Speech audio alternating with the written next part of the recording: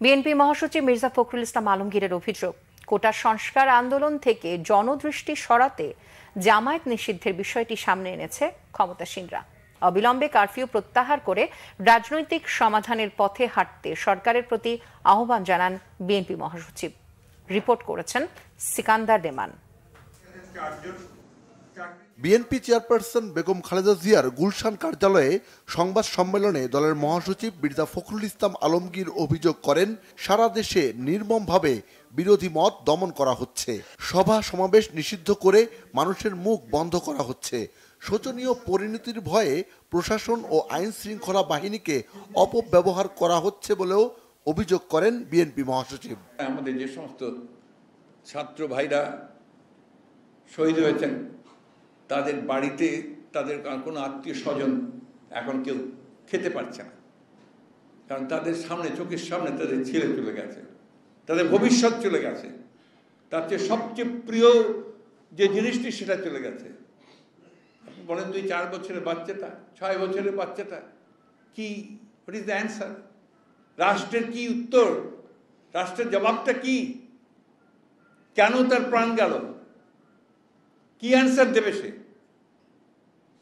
দায়িত্ব তো তার, প্রতিটি নাগরিকের নিরাপত্তা বিধান করার দায়িত্ব তার। ওই কথা বললে তো চলবে না যে আমরা কি করতে পারি, বিভিন্নভাবে ঘটে গেছে জিনিসপত্র, বললে তো হবে না।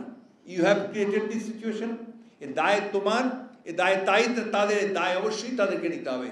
যে কথাটা আমরা বলেছি যে এই দায় স্বীকার করে তাদের চলে যাওয়াটাই হচ্ছে সবচেয়ে বেশি আপনার এই সমস্যার সমাধান করবে। রাজনৈতিক সংকট রাজনৈতিকভাবেই শেষ করতে হবে। দে মাস্ট লিভ, এবং তাদেরকে একটা নতুন নির্বাচনের ব্যবস্থা করে নতুন জনগণের প্রতিনিধিদের কাছে ক্ষমতা হস্তান্তর করতে হবে। জামাত নিষিদ্ধের বিষয়ে প্রশ্ন করা হলে বিএনপি মহাসচিব জানান, বহুদলীয় গণতন্ত্রে বিশ্বাস করে তার দল। যারা স্বৈরাচারী, যারা আপনার ডিক্টেটরস, যারা আপনার জনগণের সঙ্গে যাদের সম্পর্ক থাকে না, তারা এই ধরনের সিদ্ধান্ত বহু নিয়েছে, এবং এগুলো কি তাদেরকে নিতে হয় বিভিন্ন সময় বিভিন্নভাবে। কেন এতদিন নেয়নি কেন তারা, আজকে এখন নিচ্ছে কেন? এই জন্য তাদের অনেক যুক্তি থাকবে, অনেক কথা তারা বলবে।